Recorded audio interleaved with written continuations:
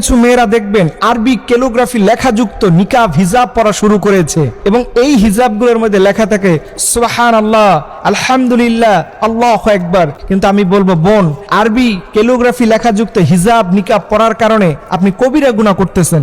এই যে হিজাবের মধ্যে লেখা সুবহানাল্লাহ, এই সুবহানা দিয়ে কোরআনে আয়াত আছে এবং এই যে আলহামদুলিল্লাহ লেখা আলহামদুলিল্লাহি রাব্বিল আলামিন, এই জাতীয় অর্থবহ কোরআনের অংশ বিশেষ বিশেষ এই হিজাবের মধ্যে লেখা থাকে। দেখেন কিভাবে কবিরা গুনাহ হয়।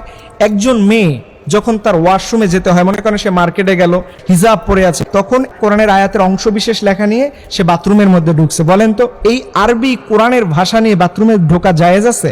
এবং অনেক সময় নারীরা দেখবেন অপবিত্র থাকে, সেই সময় এই কোরআনের আয়াতে স্পর্শ করা টোটালি হারাম।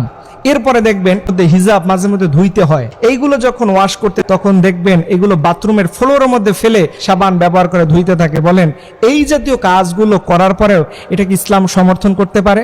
আরবি লেখাযুক্ত হিজাব না পরে সাধারণ জেনারেল বোরকা পড়তে পারেন, হিজাব পড়তে পারেন, এটার মধ্যে আল্লাহ তাআলা সওয়াব আপনাকে সবচেয়ে বেশি দিবে।